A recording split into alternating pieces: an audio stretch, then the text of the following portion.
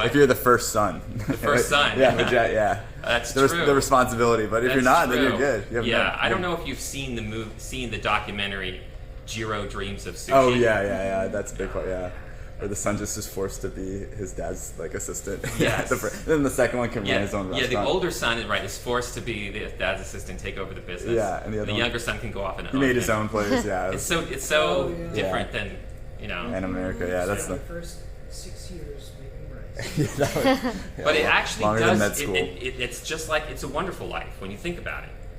Back it's exactly in the movie It's a Wonderful Life. With oh Jimmy really? Stewart. I didn't even know that. With that part, where like did he have the responsibility of? He did. Oh. The older son had the responsibility of carrying on the family and didn't want to. Yeah.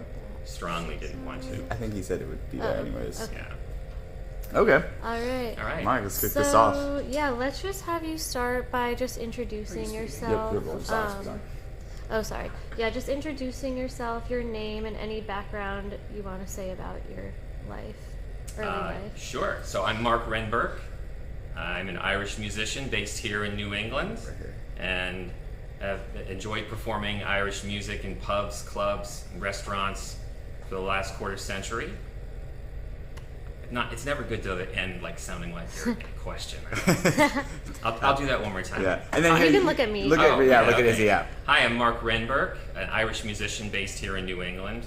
I've been performing in clubs, pubs, and restaurants for the last quarter century. Where did you grow up? I grew up in Montgomery County, Maryland, which is just outside Washington, D.C. It's suburbia. It's now become a giant suburban complex all the way from Washington, D.C. to Baltimore. But I enjoyed, suburban childhood, pretty typical. I grew up in a neighborhood called Foxhall in Hathaway. We had lots of shopping malls around, and I had a older brother, and an older sister, and they were really into theater and music as well. And early on, I started playing guitar when I was 17, I think. But it was an interesting life, and my parents split up when I was about 19. So it was the kind of the cliche, partially broken suburban home life, and after high school, I went to the local university, University of Maryland. Is your family very Irish? When I was growing up, we had always talked about our family tree, and in particular just how we had this one Irish ancestor, and his name was James Heron. So I wouldn't say we were very Irish, but there was definitely an Irish streak, and it made its way through our DNA and our culture. And I had a great uncle who had Heron in his name, and he had red hair. So we used to joke about how Irish he was. But the one thing from my childhood that really stood out that was very Irish was my uncle, my mother's brother. He passed away in 2022. His name was Richard Eugene Bolt, and he went by Dick Bolt as his professional name. He was a musician. He lived in Rochester, New York for most of his life. He became a pretty renowned Irish musician in the Rochester music scene. And when I was young, younger than a teenager even, he was playing in bands and sharing his Irish music and his bands with us. And I just thought it was the most curious and interesting kind of music at that time, but didn't really think too much deeper beyond that, and was curious and intrigued by what my uncle was doing. So that was definitely an influence on me early on into Irish music and Irish culture. What got you into Irish music specifically? Like, do you remember the first moments you've heard it and you're... Yeah, I would say probably the first moments I heard it, and we'll talk about this a little later on, but the first moments I really heard it and was really fascinated by it was when I had met Brian Cullen in Japan, and he was playing his original music mostly, but then he started to play some Irish songs and played them as an Irishman who had learned them growing up. So the way that he played them and the way that he interpreted them. And I think that was probably when it really clicked. And I said, wow, this is really interesting music. And he had a very relaxed demeanor about it because he'd grown up with Irish music. It was really truly part of his culture, and it was both authentic and irreverent at the same time, if that makes sense. So Irish music wasn't a huge part of your life until you left home. That's right. So Irish music wasn't a huge part of my life until I had already fully moved and was living in Japan. And probably about 2 years after I had moved to Japan when I met Brian Cullen. Okay, so let's talk about your college experience and your fraternity. Yeah, so I went away to college, not too far away, to the local university, University of Maryland in College Park, and struggled for the first 2 years to find my way academically, like a lot of students do. But I did bring my guitar with me, and I always had that. That was like my best friend in a way in college, and I had some roommates and some good friends that I made as well. But that kind of comforted me to have the guitar and just noodle on the guitar whenever I could. And after about 2 years, I was really trying to find out what I wanted to do for a major. What's my exit strategy for actually graduating college with a degree, because it wasn't looking great.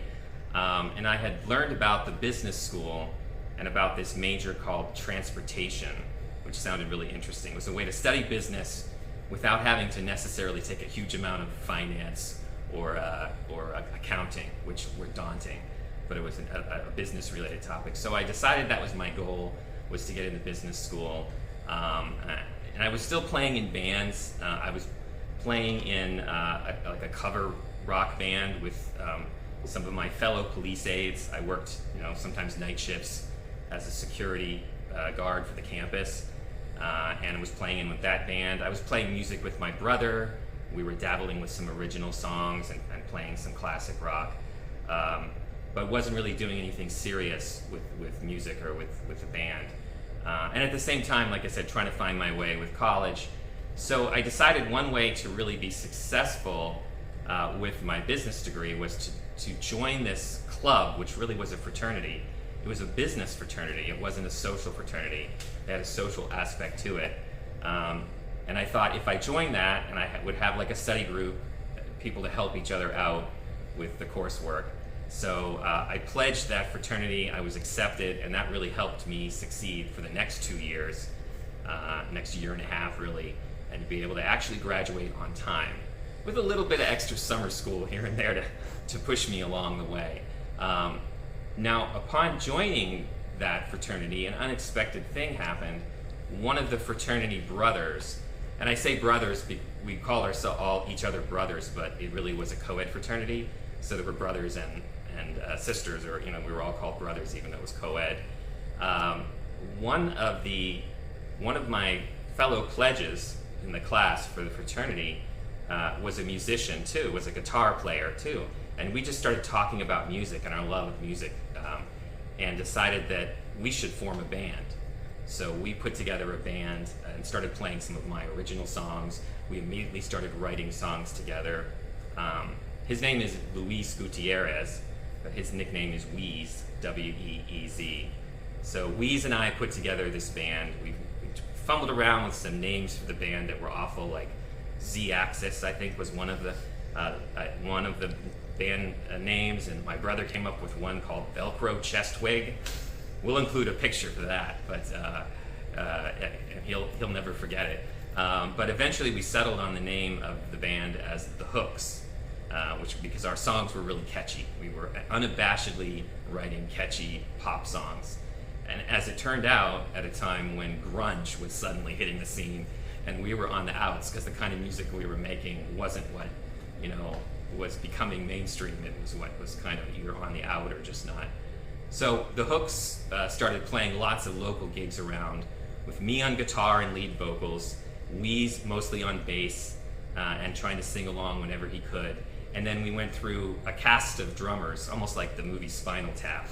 My brother was the original drummer. Then we had another drummer named Kevin, who couldn't stop smoking and drinking, and we had to kick him out.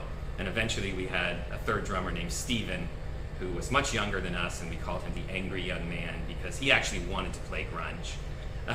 So we were playing these power pop songs, and he was playing the drums like it was grunge, and it wasn't quite working. So after a couple, 3 years playing the Hooks playing together, and Weeze and I graduated college, we got our first jobs, and things kind of fizzled out with the band. And that was late 1992 into 1993. And another one of my fraternity brothers, his name is Mingo. Mingo was an interesting fellow. His sister,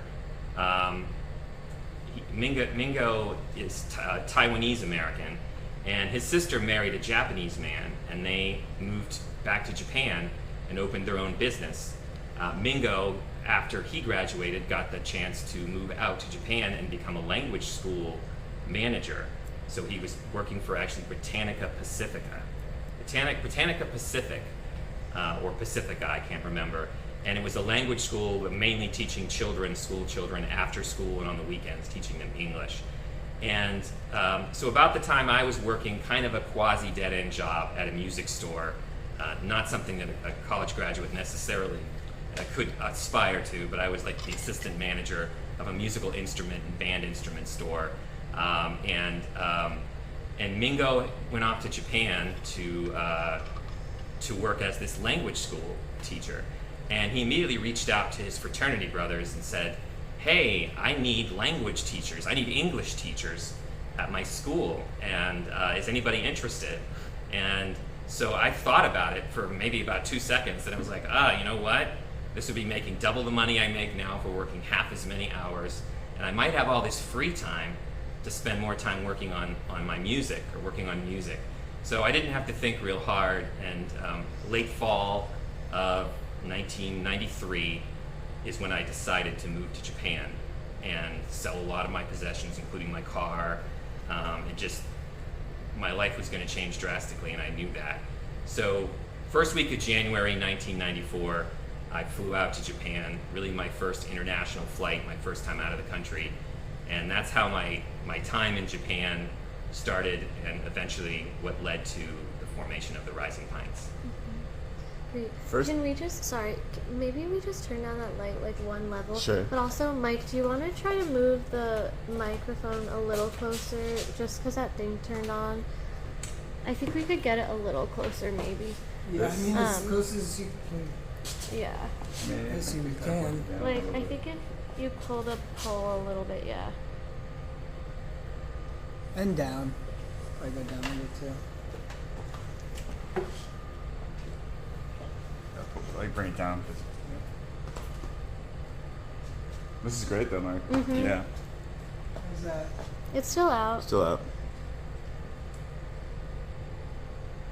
Wow, that looks so Okay. nice. That's Cool. in. Nope, out. Great, and we're at a good spot. Okay, great. What did your family think when you said you were going to go to Japan? Well, I guess the groundwork had already been laid in a way. So what did my family think when I went to Japan? What did my family think when I decided to go to Japan? They weren't too surprised. They weren't too shocked. I think my mom was a little bit taken aback. But the groundwork had already been laid for sort of an international experience in my family, because my sister, a couple years earlier, had moved to Spain, more specifically Lanzarote, or part of the Canary Islands. And she was actually living in Spain for some of the same time that I was living in Japan. And she was teaching Spanish, actually, because she had majored in Spanish, and she was very fluent in Spanish. So they kind of accepted that, well, one of their children had gone off to Europe and another was going off to Asia, and they were having a unique experience. So it wasn't, they were mostly happy for me, I think. But of course, they were sad because I wasn't going to be around as much. And it was an opportunity later. My father and stepmother actually did come visit me in Japan once, which was great. Mm-hmm. Did you have any idea how long you were going to be there when you went? So did I have any idea how long I was going to be there? That's a great question. I seem to recall I did. I seem to recall that this was like a pilot program. This was like a trial experience. I was going to try it out for a year and see how it went. And if it didn't go well, then no harm. It was just a year of my life. But I think almost immediately, like within 6 months, I realized I wanted to stay longer. I really liked it. I think the first 3 months, it was actually a trial job. Like I didn't have a work visa. It was kind of a quasi-legal situation where they have you come out there and they like test you out to make sure that you're going to work out. And then after 3 months, you like fly to Korea or something, and they get you a work visa, and you come back 3 months later, and then you're good, you're legal. So after that, like that first 3 months or so, I was like, I really like it out here. It's really easy to live out here. Everyone's really nice, and I'm having a really positive experience. So. So how did you meet the people that would then become the Rising Pints? So, as I had hoped, when I moved out, so how did I meet the people that would become the Rising Pints? Well, as I'd hoped, when I moved out to Japan, I suddenly had a lot more free time, and not only to pursue my original music and work on that, but also to do sightseeing and enjoy some of the things that were really unique about Japan. And so I spent the next year or so working on what would become my first release, my first album, and to press that to a CD, which was popular at the time. And then after, I think it was mid-1995, so after I'd been in Japan about a year and a half, the CD was ready, and I was going to do a CD release party, which was going to be done at actually a place called Big Jerry's, which was like a Mexican restaurant run by Japanese. That was like a burrito place, right? But they had live music, and they had a great stage and a great sound system, so I identified that. And I thought this would be a fantastic place to do the CD release party. So I'm talking to the owner, and I come in one day to talk about planning the CD release party. And there's a guy on stage playing music, playing acoustic guitar and singing, lovely high tenor voice, a good player, good singer. And I thought it was curious. And then I really thought about my music, which I had done kind of, solo and really done all of the parts myself. And I thought it would, and was going to perform the CD release party with some electronic backing. And I thought, it would be great to hire additional musicians to play with me, and this guy would be perfect. So that was Brian Cullen performing on stage at Big Jerry's. And so after he took a set break, I hung around and listened to him for like an hour. And when he took a set break, I came up and talked to him and asked him if he'd be willing to consider being hired for the CD release party. And he was really nice, and he thought it sounded really interesting. And he said, I'll do that, and I won't even charge you anything. I'll do it for free. I'll play some. So he played on several of the songs. I think my song Donna and my song Take a Chance. He played acoustic guitar, and he even sang harmony vocals on those songs in the CD release party. There's no video surviving of that CD release party, but I remember it really well, and it was the first time in Japan that I had collaborated with another musician. Sorry, I forgot to ask, where in Japan were you living? Can you talk about that a little bit? Sure. Where in Japan was I living? I got the opportunity to live in Nagoya. Not many people have heard of the city of Nagoya. They've heard, of course, of Tokyo and Osaka, and even much smaller cities like Kyoto or even Kobe, where there was that tragic earthquake when I was living there in 1995. I think it was January of 1995 when that happened. So I was living in Nagoya, which is actually Japan's third largest city, even though it's not well known. And that was because that's where Mingo was living and working at the language school, and that's where he needed help. So I didn't really know. I don't think I'd actually even heard of the city of Nagoya before I was offered the job there. So it was a complete unknown to me. I didn't understand how far it was from Tokyo and the other cities, but I moved out there because I was ready to try something new. So, and I will add about the meeting Brian Cullen. He worked in Nagoya as an associate college professor, but he was also a singer and songwriter and writing his own music, and had released a cassette called Lady Don't Cry the same year that I was working on my first CD. Mm-hmm. What was his nationality? Brian Cullen is Irish through and through. He's from County Wicklow, and that's the way you say it in Ireland. You don't say Wicklow County, you say the word county before the name of the county, which is just south of Dublin. And Brian moved out to Japan a few years before me, just out of college. He is an engineer by training, so he moved out to Japan to take a job in engineering, and then quickly decided he didn't really like that. That wasn't for him, and switched to working in teaching in language and culture, which is what he's done for his whole career. And Brian and I, after the CD release party, we decided that we enjoyed playing together so much that we were going to form a small band.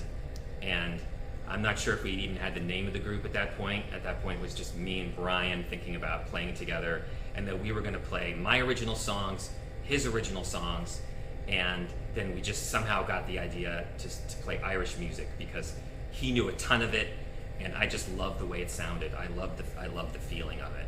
Mm-hmm. So then, how did you meet the other characters? Actually, can we go back to Brian sure. a little bit? Just Mm-hmm. a little bit about your, kind of elaborating a little bit more about. It's fine. Yeah. Oh.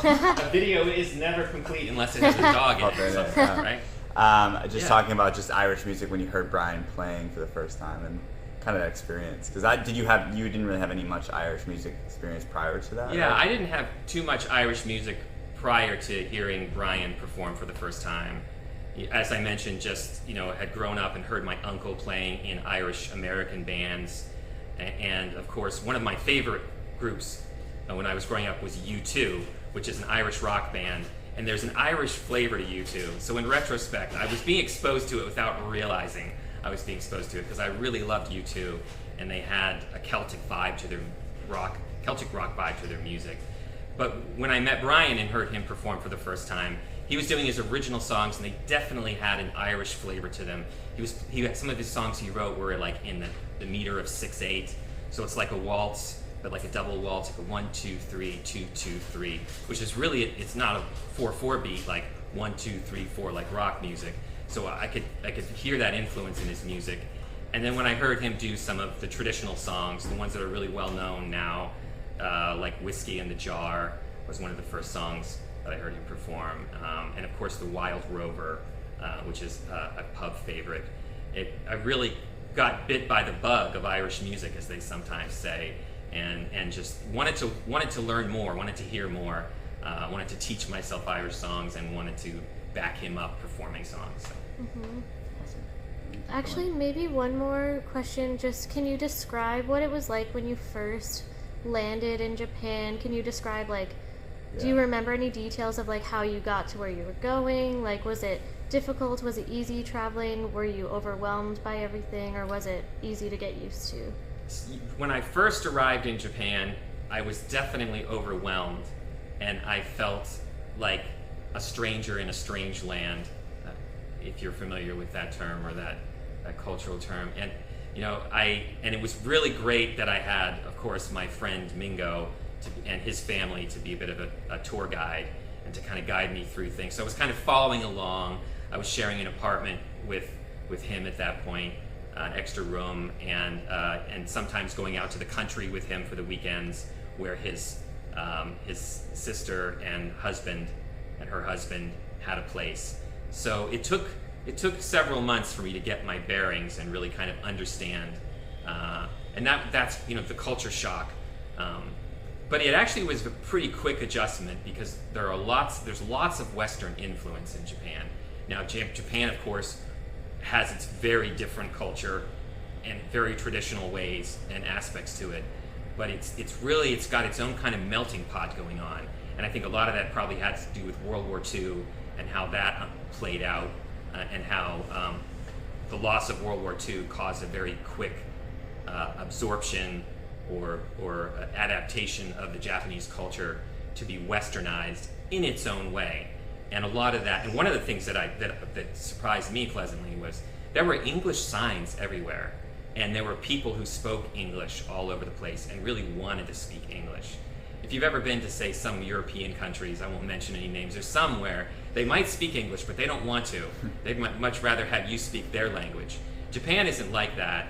They want to speak English. They want you to speak English to them. They get excited about it. They want to hear about your country.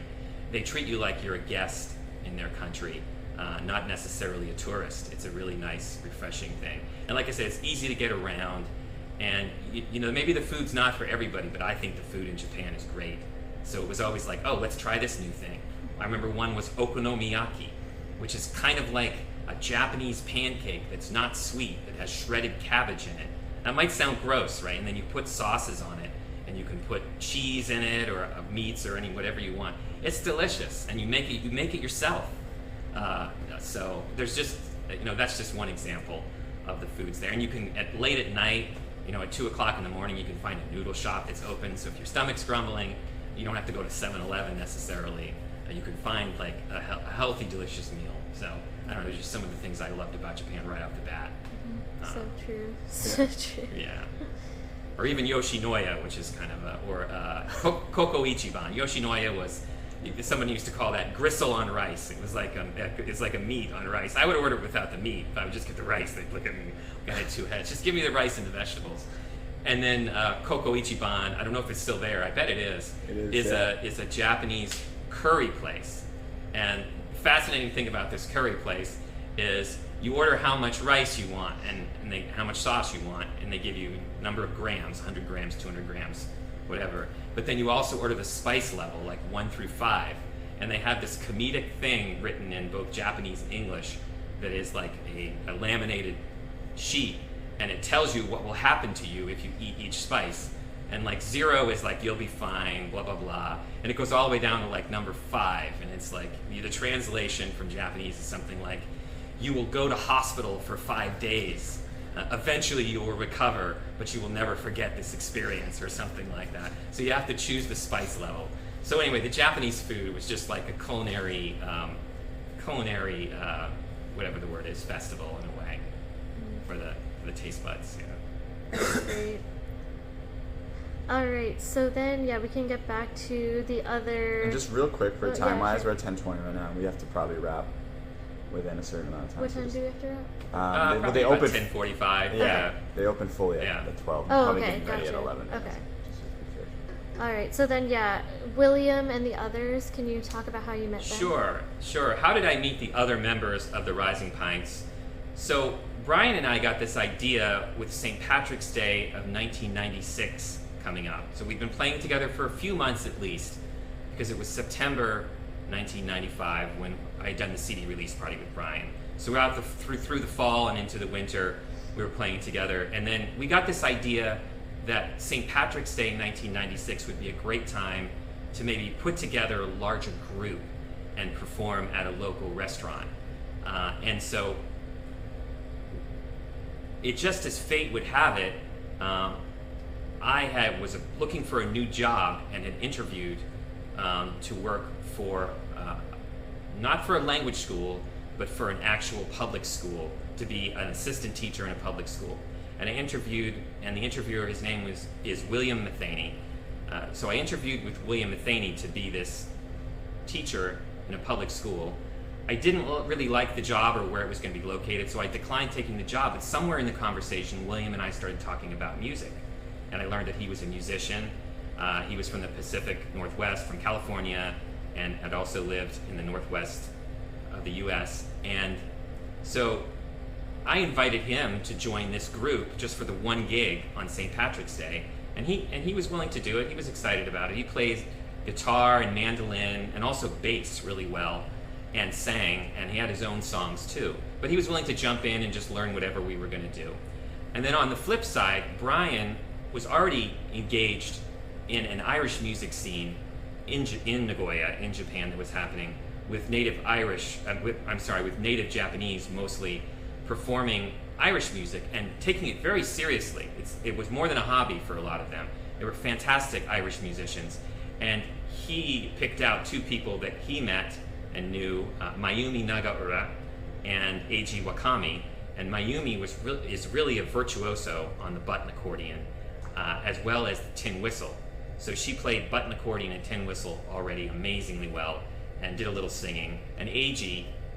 Played percussion, mostly bongo and conga, but he also played the Irish drum called the balron, which is a big round-shaped drum.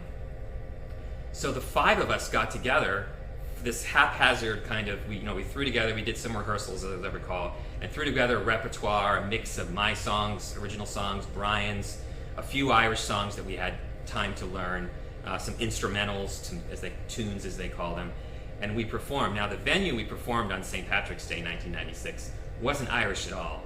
It was a Southwest Americans themed pub called Santa Barbara. It was all stucco and pink walls and Southwest American decor, but it was a gig. So we performed there, and it went so well that we decided that we would continue on it as a group. And somewhere along the line, we came up with the name The Rising Pints. Brian has the story about how he got a postcard from someone that was saying, "Greetings to the land of the rising sun, from the land of the rising pints." He got a postcard from a friend in Ireland, and Brian thought, that would be a good name for a band, The Rising Pints. So grammatically correct, it ought to be maybe Raising Pints or Raising a Pint, but rock and roll's not about correct grammar, so. What were some of the memorable moments from you all performing together? We had a lot of memorable moments playing locally, I would say, because we did do a lot of local gigs. We would play for sometimes for decent pay that we would split up, or sometimes just a free gig in the park or at a venue, a coffee shop or something. We played a lot all around. I think probably one of the most memorable moments was the first time we played at the restaurant part of a place called The Bottom Line. Now, The Bottom Line is actually a pretty prestigious chain of music venues. The one in New York is the most famous one. Nagoya had one. And they had two parts to the club. One was the outside bar restaurant area, and the other was the back room large club venue. Now, we got booked into the restaurant bar area, which for us was just, fantastic. Initial dream come true. And I think it was very memorable, and we have some video of this that are going to be included. It was very memorable playing the first time in the Bottom Line restaurant area, because we had rehearsed a lot, we were very polished, we knew exactly what we were playing, we played it really well, and we did a diversity of songs.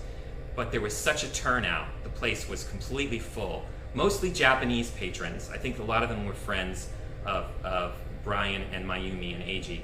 But what an enthusiastic response. It was more like they were listening, though. They were all sitting and clapping and really enjoying. So it wasn't that festive an environment, but it was the first time as a band we really performed like a real gig. Now, I think the next really memorable thing that happened was about a year or a year and a half later, when we finally released our CD. We got booked to perform in the back room in the club there to do our CD release party. And it was kind of a culmination of the band forming, doing its first recording, releasing that recording, and doing this kickoff CD release party. And we were a different band by that point. We were no longer just a restaurant pub band. We were a polished performing band, really ready to tour. And that is something I'd never really experienced before. And it shows, I think, in our performance on that stage. And of course, all of our friends and fans came out for that. So it was really a packed club, and it went really, really fantastically. That was the one and only time we performed at that club stage at the Bottom Line, but it was really fantastic. Mm-hmm. I would say that we started touring after that. We started doing gigs in Tokyo and Osaka, Kyoto and Kobe, and some other places further away from Nagoya. And probably the most memorable experience that happened was one of the first gigs we did as a 5-piece band in Osaka. We were playing at one of the chain restaurants called the Dubliner, and we were booked to perform there, and I think we were going to get paid like $800 equivalent or something like that for a 5-piece band, maybe just enough to break even with the travel and everything with the 5 of us. The response from the audience and the management was so overwhelming, we couldn't finish the gig. We kept playing a song and they kept calling for another encore.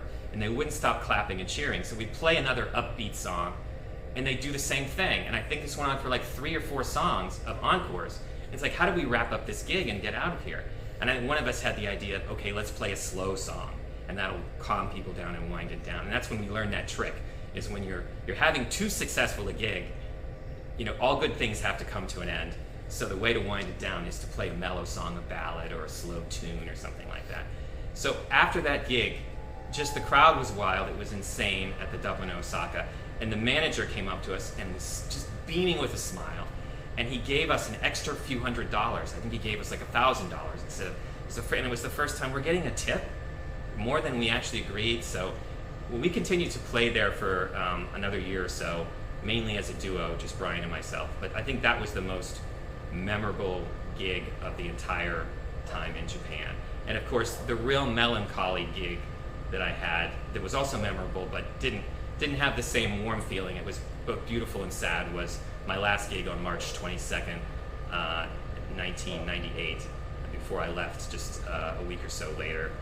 So it was the final performance of the 5-piece version of the Rising Pints. So how many years did you all play together from start to finish?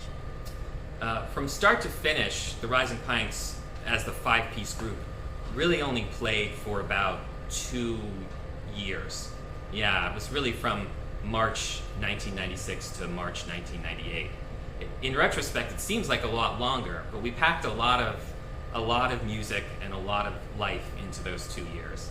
And after that, the Rising Pints, morphed into smaller versions, duos or trios. They continued the group without me in Japan with other members, Brian and William sometimes and other members. And then Brian and I continued to work on recordings remotely as I had moved to New England at that point. But it was really just a 2-year period that most of the Rising Pints performances and music happened. Mm-hmm. Did you have a question? Yeah, can you talk about, the whole concept is kind of hilarious, an Irish band playing in Japan.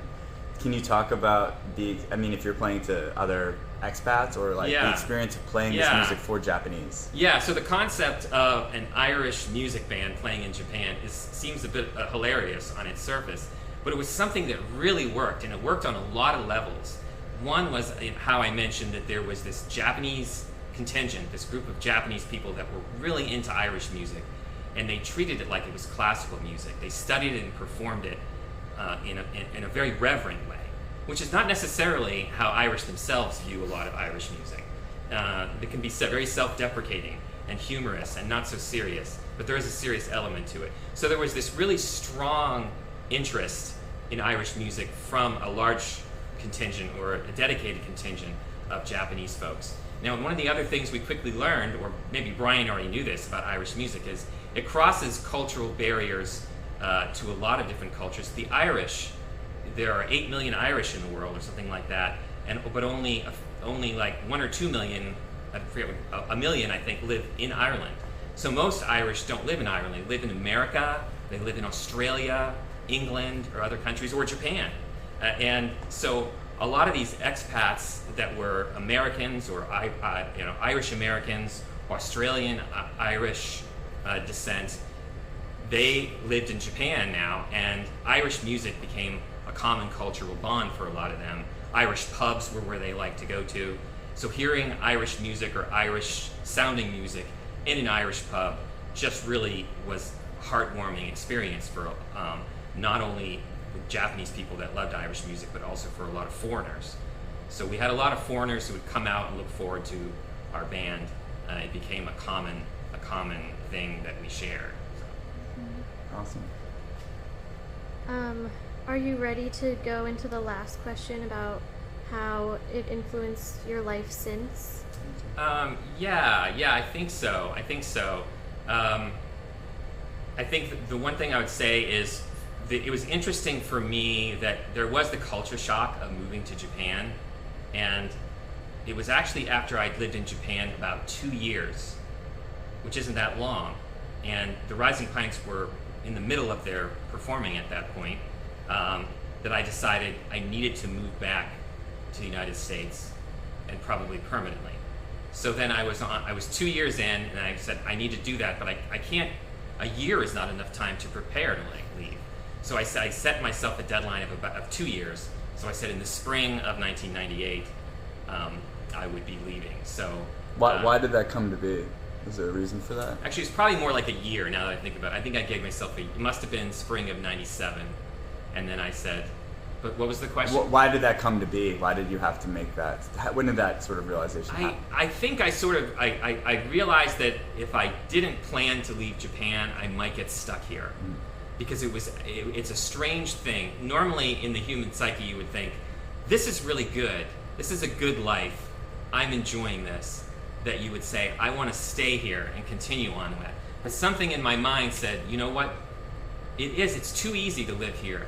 And now I'm settled in. If I don't leave now, I could always come back. But if I don't leave now, I might never leave. And I may never have something else out there that I didn't know what it was waiting for me. So I think it was probably when I was a year away from leaving that I said I need a full year to prepare. So I decided in the spring of 97 that I was going to leave in the spring of 98. So it was April 98 when I came back. And I had no idea, there's the culture shock of moving to a foreign country and getting used to that. I was used to that in a few months. I had no idea about this thing called reverse culture shock. And when I moved back in the spring of 1998, I was devastated. I did not really understand my own country anymore. It seemed like it had changed a lot more than a place should change in just a little over 4 years. And 6 months in, I was still reeling from this reverse culture shock, not sure what I wanted to do, what kind of life I wanted to form. I knew I wanted to continue to do music, so that was kind of a security blanket in a way to continue to make music and do music.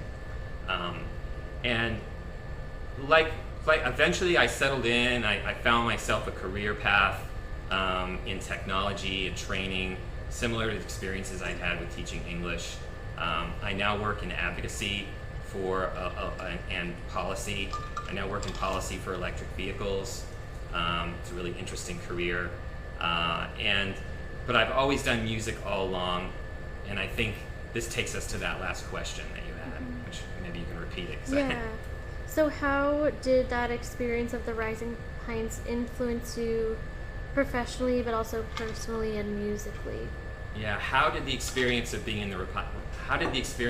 Rising Pines influence me, my life musically, but also personally and professionally?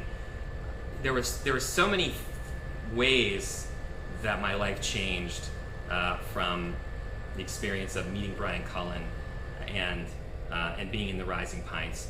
It's how I met my wife to be. She was living in Osaka. If I hadn't gone to Japan and joined the Rising Pines, I never would have met my wife. She's from Alabama, also a foreigner living in Japan teaching English. We never would have met. We never would have had this wonderful life that we've made together over the past quarter century. We now live in Connecticut with two wonderful sons. And so that's, one of the huge things that I never take for granted. But the experience of being exposed to this new kind of music, it kind of gave me a pathway to continue making my own original music, but also to become a performer of Irish music and to feel confident and comfortable doing that, and to do it professionally all over New England. I've been performing, especially for the past 15 years, in pubs and clubs and restaurants professionally. I recently performed St. Patrick's Day in Florida for my father's 85th birthday, so sometimes travel far for a gig, but usually try and keep it within a couple hours. And it's just a rich tradition that I don't think I would have been exposed to or able to develop the skills and the wonderful experience if I hadn't had that experience with the Rising Pines. I think it's given me a lot of confidence in my life. I guess when I was early on doing music, I didn't have a lot of musical confidence, and it gave me the confidence that I could take music seriously from my own ends, but at the same time really have it be a love of my life that I would enjoy through the rest of my life. And thankfully, it's something you can continue to do through your whole life, kind of like golf, I think, right? lifetime sport. Yeah, right. Is there like I feel like it's a very, I don't know Irish music very well, but that sort of idea, it's very romantic that you like you did this crazy thing, go to Japan, met these strangers, but then ultimately like found your wife there and built a family and came back. It's like this sort of weird full circle thing that happened to you. I don't know if there's some Irish music connection or like a song or a proverb. Yeah, there is. There's an interconnection there between the choices that you make in life and the things that you lead to. And it's sometimes, I mean, you hear the term trust the process, right? Sometimes you have to trust that, my stepmom has a great saying. She says, things work out the best for those who make the best of how things work out. And I love that saying because life can throw you curveballs, and it can throw you opportunities. And one of the secrets of life is knowing when to grab those opportunities, even if you don't really understand what they mean at the time, and they lead to other things. So it's kind of, everyone has the story of their life, and I think mine has been kind of just, to trust that process and let it play out. And I guess I'm restless. I've discovered later in life that I definitely have something they call wanderlust, but I think that's part of what played into it. Now I keep it a little closer to home, and it's mostly Massachusetts that I confine my wanderlust to, but I think it plays into the whole nature of Irish music.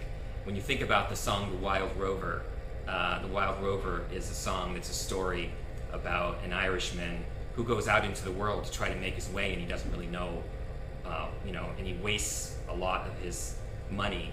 He spends all his money on whiskey and beer, right, or something like that. It's an allegory, a metaphor for your wasted youth. But then you come back into the fold at the end, and you bring that rich experience with you. So it's not sometimes being not afraid to take a chance with what you might find out there in the world, and then bring that back home with you. And I'm going back to Japan in the spring, so it does sometimes feel like time is almost going in reverse. It's a strange feeling. It's both going forward into the future, but I also feel like I am kind of nostalgic, in a nostalgic way, looking back to the past, while not forgetting that we have to continue to go into the future. Mm-hmm. What was that Christopher Nolan movie where the past and the future are Tenet? Yeah. Little bit of a mess. A little bit, yeah. Not quite that crazy. That's a movie you have to watch a number of times to figure out what's going on. But it's sometimes it's an interesting concept that your future and your past are intrinsically linked together, and that's not a bad thing. That can be a beautiful thing. So we only have about 5 minutes left, but can you quickly, just going back to your plans to go to Japan, can you just say a sentence like, I'm planning to go to Japan in 2025, just so that like we have a year to reference? Yeah, mm-hmm. I'm planning to go to Japan in the spring of 2025. The Rising Pints are going to do a brief tour. Of course, we're going to perform on St. Patrick's Day. So that'll be back in Nagoya, and we might go to a couple other cities, such as Osaka, where I met my wife. So really looking forward to that trip. And we're in the planning stages right now. Brian Cullen and I are also working on some new recordings over the past few years. And looking forward to getting their interviews for this documentary as well. Mm-hmm. Cut that out. Yeah, can you just give us an update on the key members and like where they are now, what your relationship is now? Yeah, here's an update on the key members and what our relationship is now and where they are now. Brian and I have kept touch pretty closely over the years. He's come to visit here to New England a couple times. He invited my whole family to his wedding back in 2010 in Canada. His wife is Canadian, and so we traveled to Canada to London, Ontario for his wedding. So we've kept in touch as much as possible through the digital airwaves and seen each other a few times. Brian has continued his life on in Japan, ever industrious with his music. he writes original songs practically every other week. I'm amazed by his prolific abilities with songwriting. He performs a lot in pubs, still does lots of Irish music, but lots of other kinds of music. And he and his wife Sarah play music together. They continue on some of the songs that we did in the Rising Pints, which is fantastic to see, such as Jump in a River and a song called I Play the Music. They do a wonderful version of that. So Brian has continued to have a fantastic life in Japan. He's a college professor, tenured college professor, I believe now. I'll let him speak more to that. I've also kept in touch with William Matheny over the years. William continues to live in Japan. He's also now married. His wife is really into theater. They like to travel. He's come to visit me at least once. I'm really looking forward to seeing him again. So the three of us are, we're in a way the core singer-songwriters of the band, and are going to get back together in the spring and perform together again. I still am in touch with Eiji Wakami on Facebook, but I haven't spoken to him or seen him in probably 25 years. But maybe I'll see him on this visit. It would be good to see him as well. And the person who really has disappeared, and none of us are really sure, it's a mystery. So we'll leave this as the mystery of the Rising Pints, a member, is Mayumi Nagaura, the accordion player and tin whistle player, who really was the virtuoso in the band. Nobody seems to know where she is or what she's up to, but so to be continued on that, so we'll see if we can track it down. But I'll just kind of wrap with saying one of the interesting things about the members of the Rising Pints is that we all kind of fell into a particular role as members of the group. And I think that's one of the dynamics that really made it work. And it was beyond just the roles of, I'm an American and Brian's an Irishman and we have that musical experience. We put on these hats as like team members of the band. I was more like the architect or the engineer type who did the recording and kind of coordinated a lot of the technical side of things. Brian was more of the artistic frontman leader. He was the face man of the band. And William, I love to describe him as like the elder statesman. William is probably almost 20 years older than me. He's in his early 70s now. And he just had this rich musical experience, just such a tasteful player on all the instruments that he did. So he kind of grounded us in musicality in a certain way. When Brian and I were these young bucks, kind of a little wild and crazy, he would keep us a little more grounded and reserved. Mayumi was the virtuoso in the band. She was the one that always could correct us musically if things weren't quite as they should be. Even Brian being the Irishman, she would make sure that the Irish music was being done right if he was even off track. And Eiji was probably the personality, how shall I say this, that was a little more gruff, a little more abrasive. And you need that in a group. It creates a little bit of tension and conflict. So maybe he was the one that was a little more of the antagonist in the band.